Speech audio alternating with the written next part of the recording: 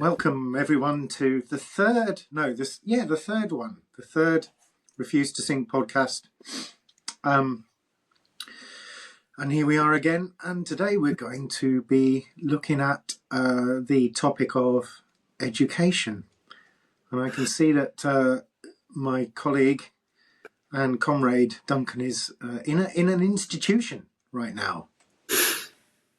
That sounds rude, Graham. You put me in an institution. Well, you are in one, and I'm who in knows a if you'll be let out. domestic institution. Accommodation rather than institution. Yeah, well, we all live in an institution of some kind, don't we? You can argue this, maybe, maybe not. Yeah.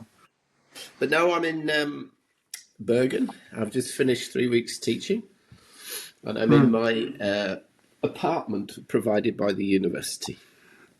Yeah, which looks classically sparse. Yeah, it is. Candy sparse. It's generic. It's everyone's the same. Yeah. Oh, excuse me. Gesundheit. Yeah, so how are you? Fine. Yeah, very well.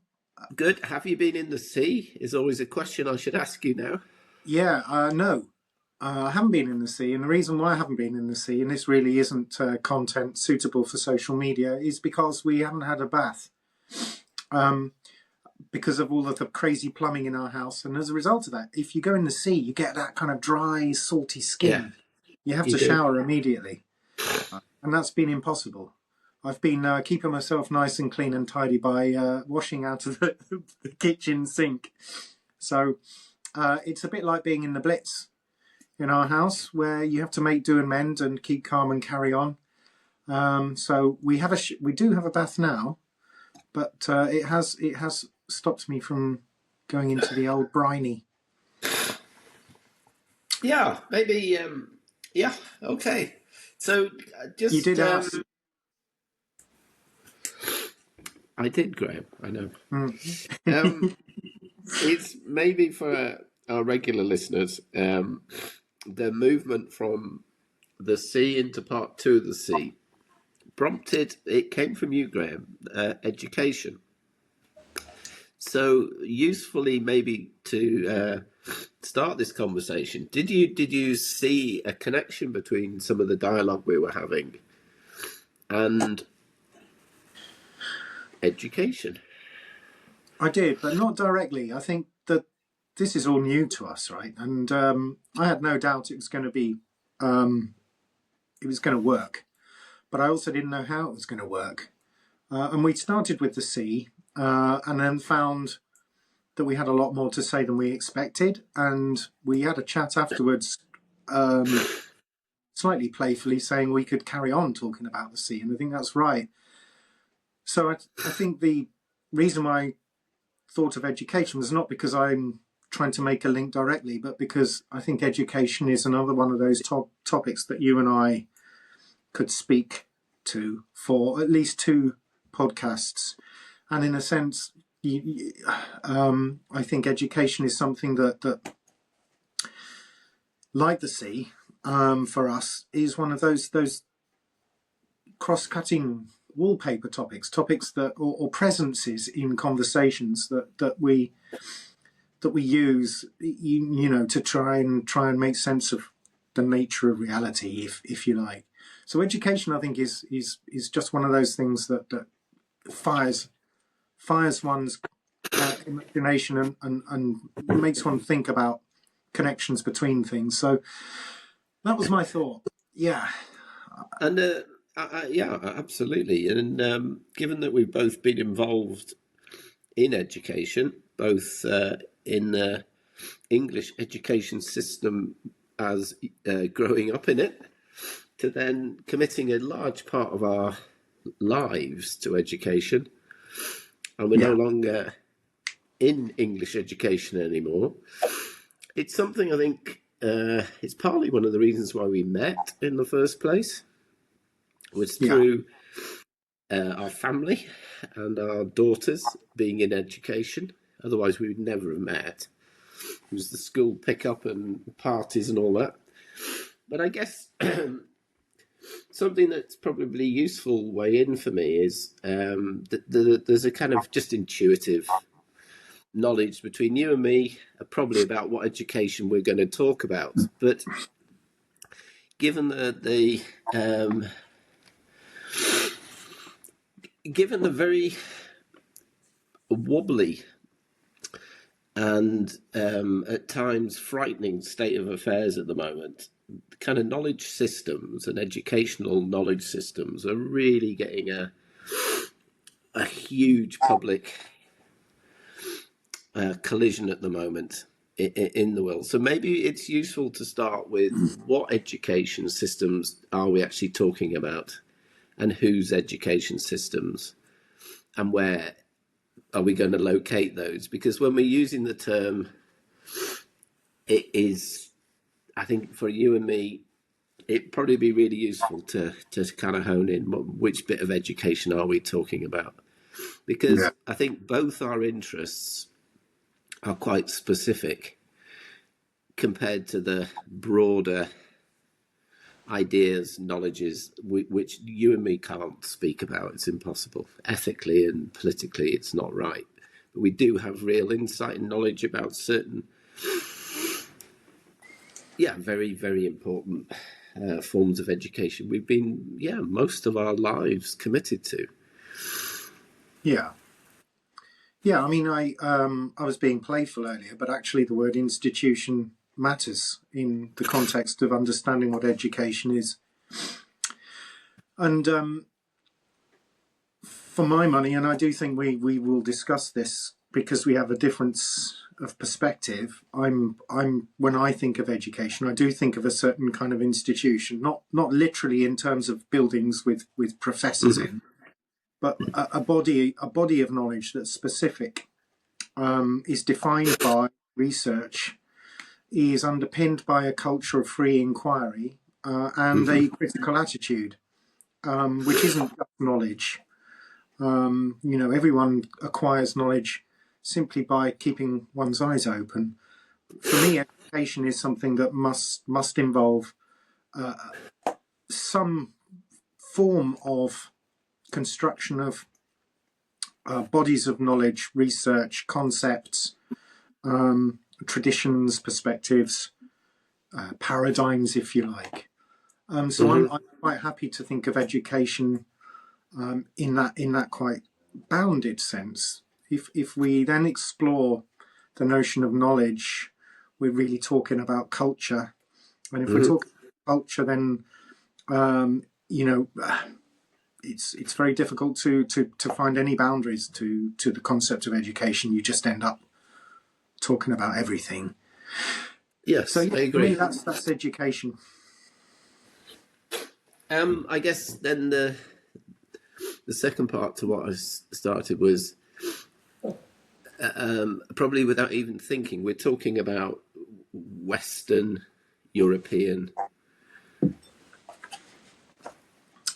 education, whilst there is, of course, any number of intersecting educations across the world.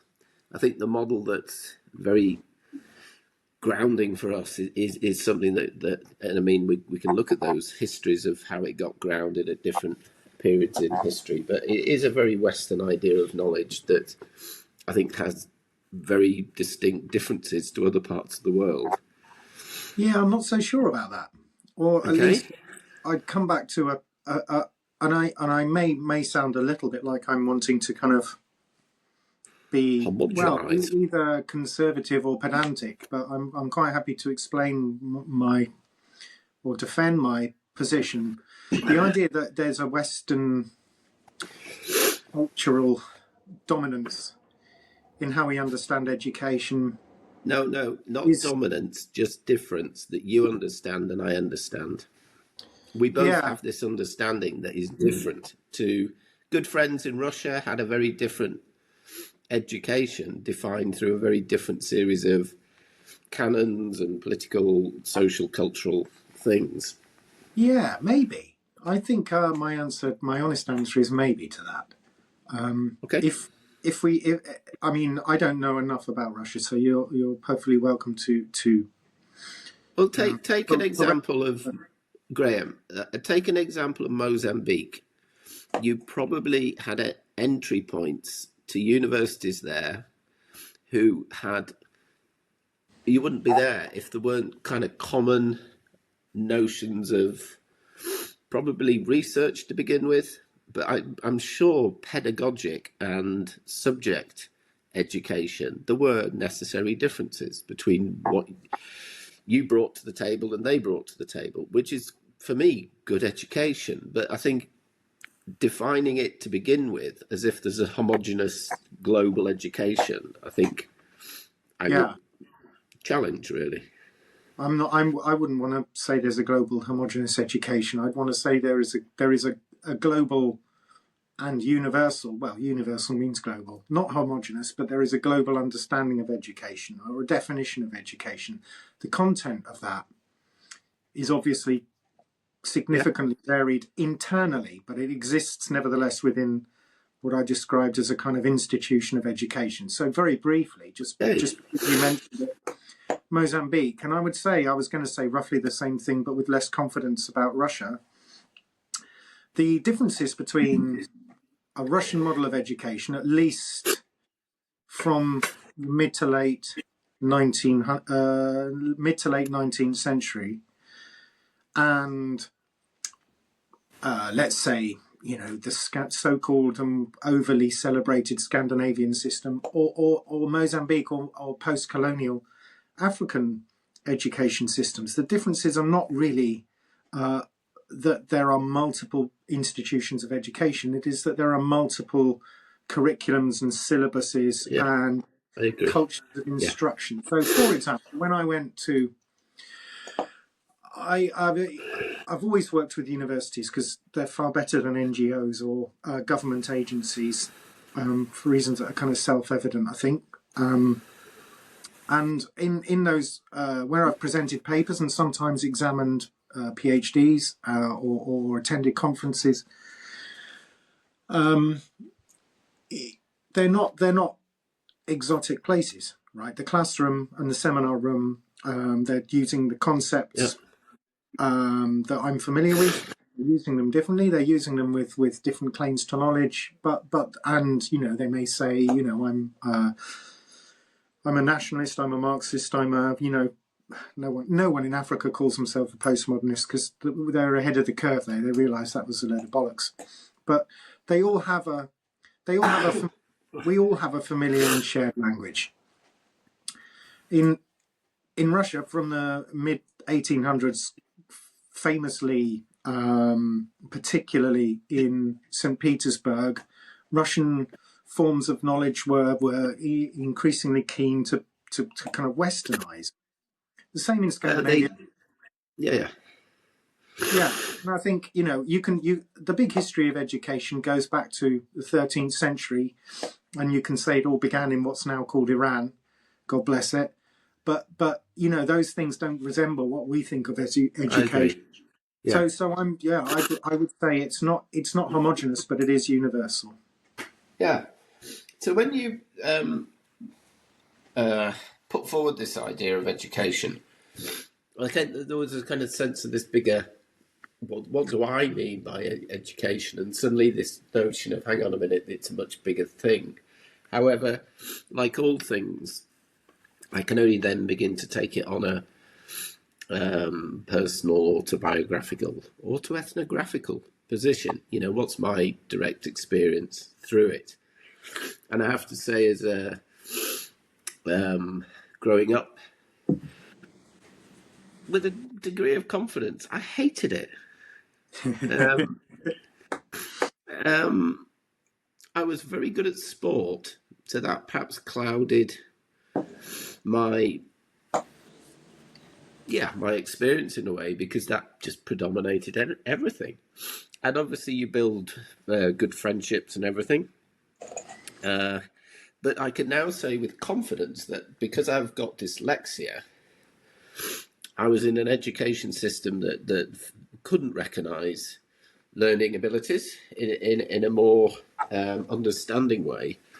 So you just got completely pushed out of the system, with reports like he's a very likable person to have in the class, but needs to concentrate more in his exams.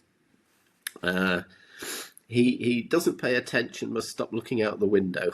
And you can fuck off. Hang on a minute. So I had this complete mistrust of written language, because whenever I did what I thought was, you meant to put words in a correct order and punctuate it, I couldn't do it properly. So you get your essay back covered in all red lines and scribbles and letters, which made it even worse. So my experience of education totally was defined through that. I suspect, I'm guessing, because we haven't really talked about this, you were probably a good student going through education. Oh, Graham, what did you do wrong? Well, it's not. I'm going to blow my nose. Sorry. Okay. AI will edit it out. Yeah, I was roughly about a bit above average student. I got, if I remember correctly, 6 O levels or GCSEs and 2 A levels. Yep. Both of them had grade C. So I would have never have got into any of the universities I went on to teach at. Wow, I didn't know that. And my main problem with education, and I assume almost everyone, apart from a very particular kind of young person, pretty much everyone has a version of this story, that education is something that one approaches in some degree adversarially, not necessarily because they hate teachers or hate school, but because they mistrust the idea that they should be sat still and instructed in the way that schools, at least when we were young, you had no choice. There is zero choice. Yeah. And as a result of that, I wasn't, I'm not dyslexic. And I went to what was supposed to be a pretty good school, but I just tried all the time to annoy the teachers and fellow students, and was largely obsessed with trying to find a way in which something could trigger a moment of humour in the classroom. So that's survival mode. Really annoying, I think. Yeah, just annoying. That's a kind of survival mechanism, isn't it? Because at that age, you don't have the vocabulary or emotional understanding. Apart from an intuitive, you have to do this every day.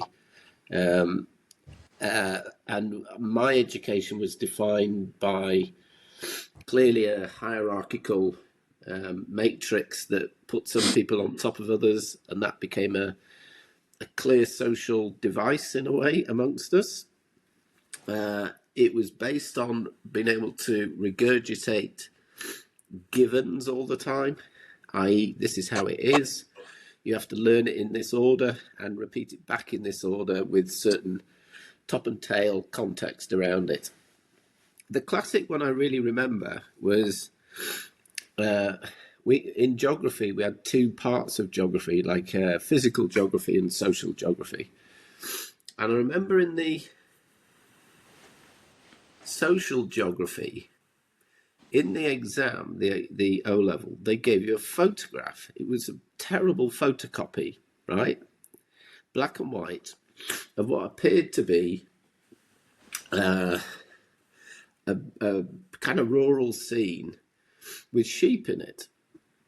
So this question is asking me to sort of look at the social something or other about sheep farming. Fine. So you go off on this slightly improvised notion of the rural blah de blah. You come out the exam and everyone's going, oh, how did you get on with this and that? And I said, oh, there's that really weird question about sheep farming. And everyone just went, what? It was cotton farming. And you're going, no, it was sheep. And that seemed to illustrate my version of education. It was this kind of... the one thing I could speak French. I came out of it quite fluent in French. My interest in history got kind of mashed to pieces. and was lined up in neat straight lines through a certain text that put this in front of the other, and so you just That was one. Yeah, I mean, that was one of the things in retrospect that I find particularly depressing. I mean, I think there are lots of good things about schooling, but you know, in the experience, I absolutely empathise with your experience. But history, more than anything, particularly as I've come to value historical knowledge so much, the way the history of the monarch and the war and the succession of memorized dates, which we all had, was it's difficult to imagine a way in which one can more severely kill dead a subject than doing history in that way. Yeah. And towards the end of my career, when I stopped taking anything that that the authorities of research grant capture and new agenda setting, I basically gave up taking them seriously. One of the things that most obviously was completely spurious was the idea that politics or sociology or anything in the social sciences is not history. History is just ever present, right? How else can you generate any meaning from any study of any aspect of the human experience if not history?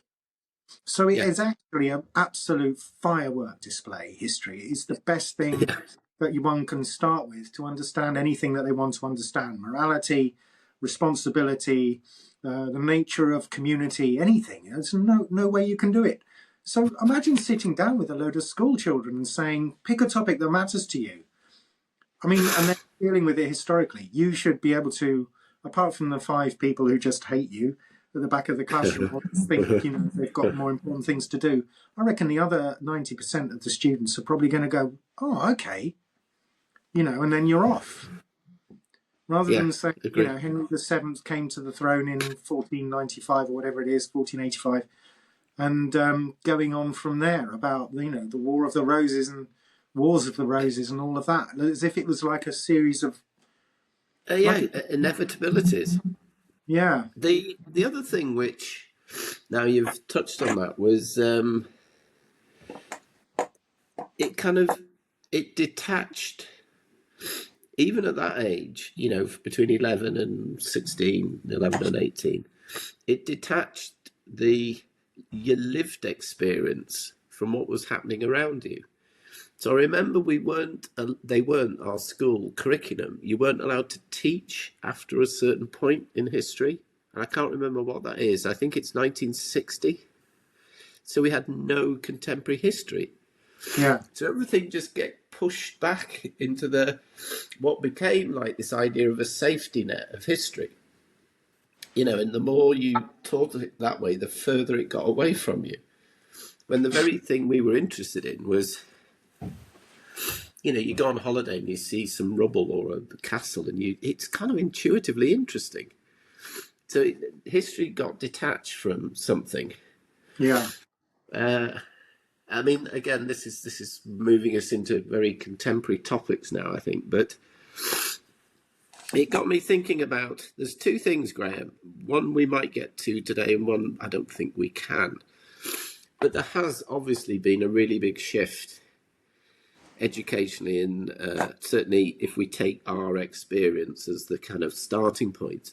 I think if we were back in education now at wonderful little spindly 11-year-olds with very different clothes on because I had a school uniform, I think it'd be really something about the way in which, of course, pedagogy and curriculum have moved to a point where I think one of the splits for me, if I say it very quickly and then you take your pick, clearly you and I lived through a very, very fast change in the last 10 years in university education that shifted from, let's call it, where you started with this idea of education being about broadening your personal, cultural, intellectual life, and shifting it to an economic model. And we know that the university system completely did a U-turn on that in terms of turning it into an economic model based purely on the parameters of, to put it crudely, employability and outcome. So that's one thing in our lifetime. I thought about the arc of how it's shifted from one point to another.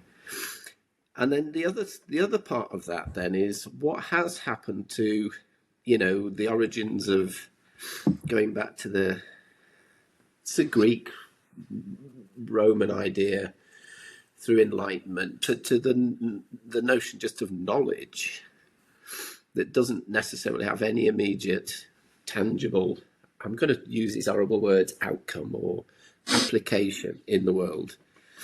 To this point where I think we are at the moment, that's led us to this really strange notion of these contesting reality all the time.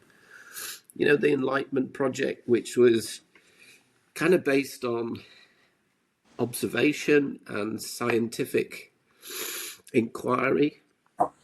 And obviously then we're going to start talking about those huge moments culturally of shifts between the knowable and the non-knowable, the sense of that, to this point where, what I've got in front of me I wrote down as a quick version of that, then surely we need to, if, Nietzsche took on the idea of God is dead, then maybe we're in a point where we need to kill reality itself, because we've got really stuck into this truth notion.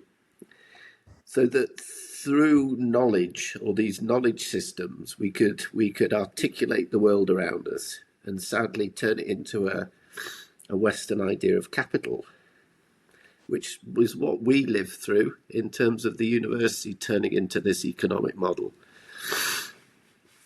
My notion was, again, this thing, I would need to talk about it more, but I was just sat thinking about this the other day. Well, let's just get rid of this reality, this idea of, this notion that there are these fixed norms that, we can apply to kind of measure ourselves next to all the time. And knowledge systems increasingly are basing themselves on notions of truth realities. So in education, that's become a really big topic for me, in my teaching particularly. Yeah. Just get rid of this idea of reality being this thing that's measurable. Right. Yeah. Well, sorry, Graham. There you go. There's a couple to put in your pipe and smoke. That's a double. There's a double podcast in that. I would want to. Three at least. I'd want to unpack a lot of that. Absolutely agree. I suppose to start with, I would want to say I'm happy to defend the Enlightenment. Yeah. And I'm constantly either amused, curious, or shocked by the ways in which the notion of the Enlightenment is considered as a pejorative. Yeah. I think outside of the social sciences and the humanities and the arts, the procedures of inquiry that the Enlightenment made dominant in intellectual cultures are obviously and still the best that human knowledge has had to offer. So the idea that there is an external reality and it requires analytical procedures that demand a burden of evidence, and also that they can be transferable from one person to another. If you want to relativize that or critique it, then farewell to all forms of tech. You can't proceed scientifically on that basis. Yeah. Most of the cultures of the Enlightenment, because it came in different places at different times, and it infused itself into various bourgeois cultures, highly patriarchal, very often highly hierarchical, almost always contemptuous of poor and working people. But nevertheless, historically, and I think fairly self-evidently, the seed corn, or the germ, if you like, for various forms of expanding freedom and agency You can see that particularly in relation to middle class women.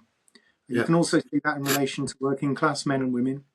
You can also see that in relation to the emergence of post-colonial intellectual communities that challenged the so-called civilization of France, for example. Caribbean and Francophone African intellectuals using notions of the Enlightenment to accuse the metropole of barbarism. So the Enlightenment, in the broadest sense, I think, is really well worth, not because it's perfect, but well worth remembering its value. And I don't think abandoning reality, which is a postmodern position, amounts to a great deal. It sounds quite exciting, doesn't it? But I had to, because I kind of came into my first full-time, well, fixed term but secure-ish position when the postmodern move or turn came around, and I kept desperately trying to find out why everyone was so excited about it. And with some exceptions, there's some good stuff by Foucault. It's his least postmodern stuff. It's his historical stuff. I've half enjoyed Nietzsche, and I don't think he's postmodern anyway. He's certainly an anti-Semite. So it confuses me why everyone thinks he's quite so amazing. But that's maybe. I'm not. I mean, the postmodern writing, one or two things are quite good in my view, but a lot of it, and it is kind of obvious, really, in published works, a lot of it kind of was a flash in the pan, and it really hasn't stood the test of time. So being relativistic, thinking there is your reality and my reality, and there's no such thing as the reality, I think kind of what do you do with that? You can't really you can't really pursue anything that's meaningful. And in my classes, we'll talk a lot about this, I think, because we've had these experiences. In my classes, was increasingly depressed to find that students were more and more willing to think that their worldview was knowledge, or that their opinion was as valid as anyone else's opinion and therefore close to truth. You know, the idea that education is your, to use the phrase, positionality, means that there's nothing one student can say why they think one thing, and another student can say, well, I come at this from this position, and then everyone can say I come from a different position. And if I say, well, there's a more robust knowledge here, or a more robust response here, then I'm, and this is something that crept into the seminar room. I'm being not domineering. I can't quite think what the word is, but the job that you're, and this was in some of the literature I had to grind through when we were in meetings. Your job isn't to tell people what's right and wrong, but it's to guide them on their pathway. It just seems to me like there's no substance to anything when you come to a stage where your response is, oh, that's interesting, to every student, one of whom says, I'm angry because I don't like Donald Trump, and another one saying, well, I think that it's important that there are good people at the top of businesses, and you say, well, that's interesting, and does anyone else have a view? It's kind of like fucking custard. What's the point in spending 40 minutes doing that? I can see why you left your field of education, Graham. It sounds horrible. Yeah, well, unfortunately. No, I think here is again, I really back to probably where I started. My experience is different to yours. Listening to you with a notion of the postmodern, for example, I don't recognise that. And again, maybe, and again, like all these things, these terms like postmodernity, I have a notion of it through some cultural reference points that we probably would say, yeah, I've probably read some of the things you mentioned, but I don't have that idea. And I suppose because in the art field, when we use terms like reality or realities, we're probably going to absolutely run in slightly different directions with that. Which is why we should refuse to sync, otherwise somebody's going to switch off your screen and listen to me, or vice versa. Because I think again, it's like one of the probably the reason why there was a point we didn't stop talking to each other, but we carried on, and to this day it's a beautiful thing, is because these are really contested grounds, I think, that have to be. And my frustration in the English art education system was you couldn't have those discussions anymore in that way. And I hear you, Graham, that, you know, God, it must be awful for what you're describing. You know, and I think in terms of a sort of disciplined subject, this is the bit that used to get me. You know, if you're not interested in that part of the room when this subject comes up, it can be really excluding. You know, and again, using terms like postmodernity are actually in the end, perhaps at best, useful reference points to start something moving, then just forget the term altogether. And I think reality has become one of those things again. So in my area over the last 3 weeks, when we're talking about material values in making things or appropriating material things into an art practice, particularly around image making, you know, the notion that you would look at, I'm trying to think of off the top of my head, a Vermeer painting, for example, and say, yeah, but is it true if you apply this kind of very binary, yeah, but how do I know it's true? You know, but I'm looking at something. You would never ask Vermeer painting, is it true? And I think that's that lens that I think we've got really stuck in at the moment is, I mean, the obvious cliches, you know, fact checking, truth checking.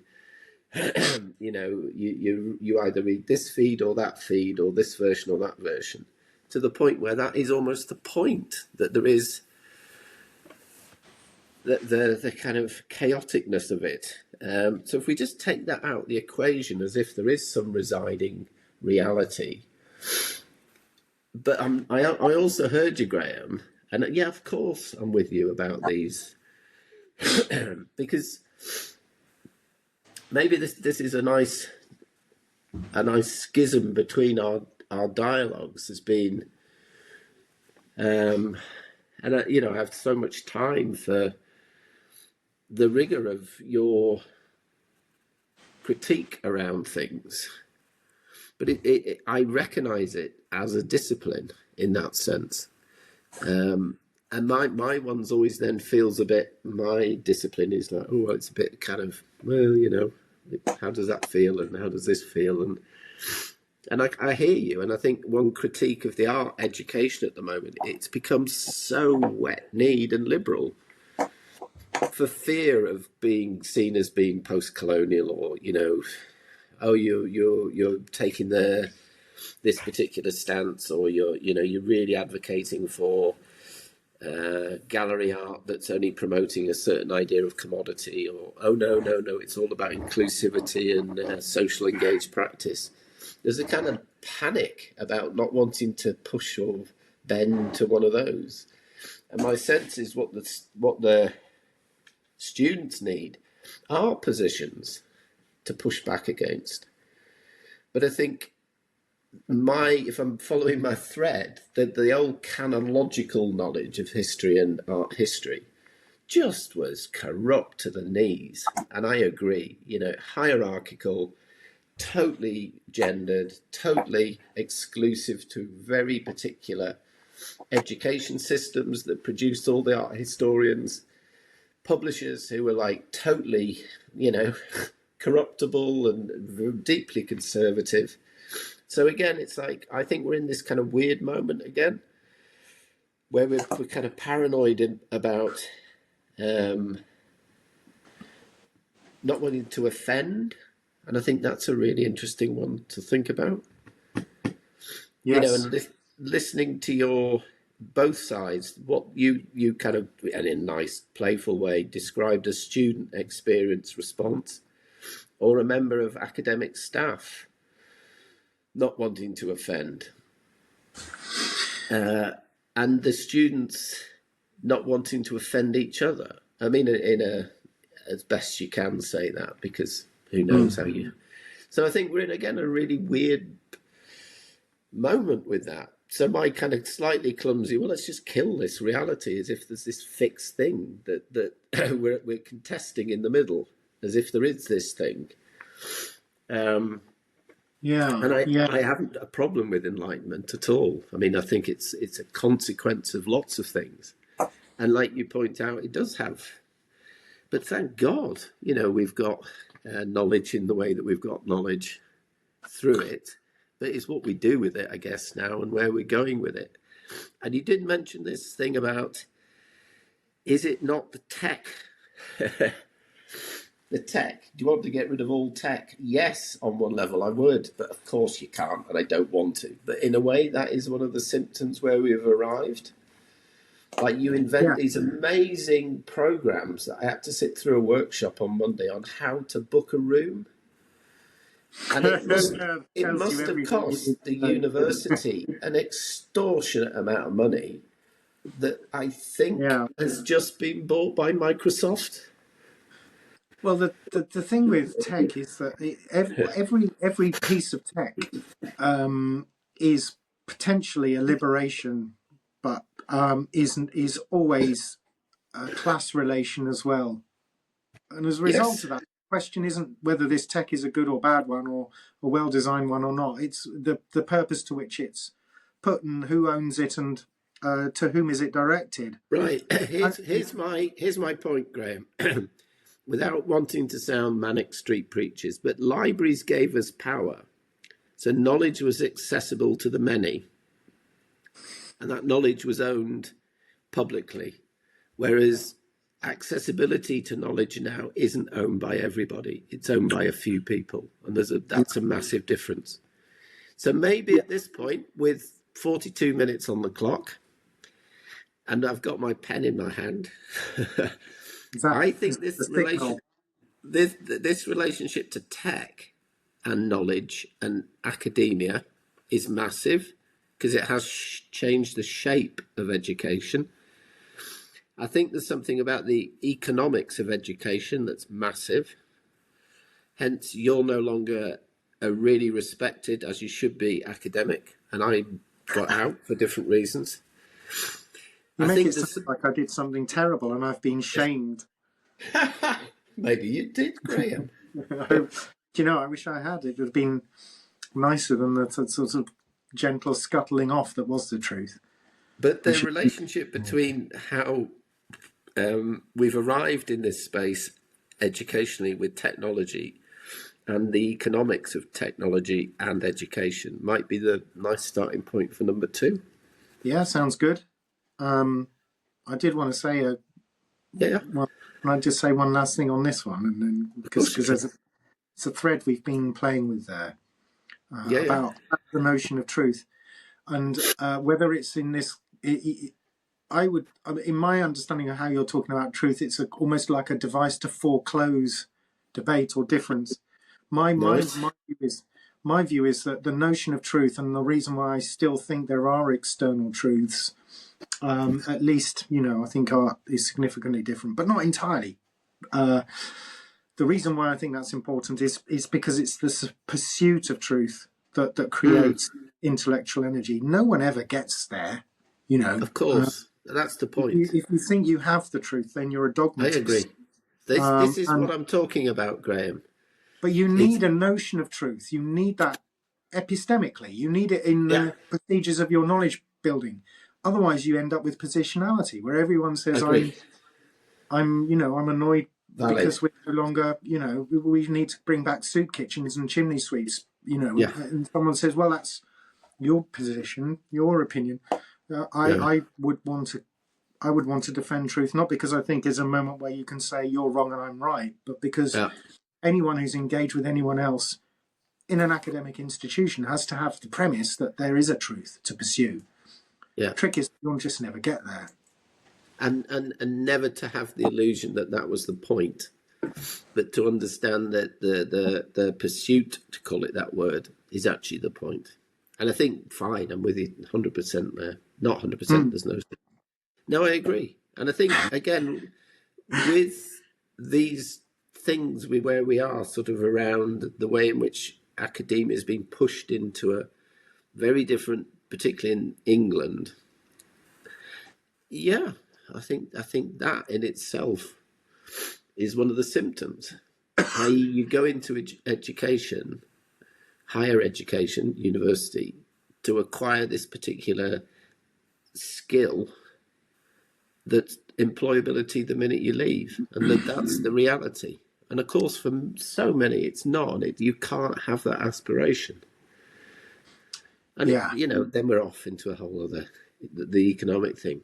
So maybe for our patrons, our wonderful patrons who we have, when we have our bonus episode in the future, we could carry on a slightly different version of that for our patrons after. Yeah. And it's like down here. It'll appear on the screen. Do we have a pay-per-view supplement then? The patrons get a bonus episode. Yeah. That's what they do, don't they? The future. We probably need more people watching, which quite clearly, yes. Is but that's yes. I mean, those are two good topics, and let's do it. Nice one, Graham. Yeah. Thanks. So thanks to GlaxoSmithKline and Google for supporting us with our work. Yeah. And my $1 million EU grant. Yeah, Bill Gates is nice. Yeah. He's not really. You did on the intro. You did see the credits, of course. Yeah. Okay. I'll see you here next week. Take care, Graham. Okay. Peace. Bye-bye.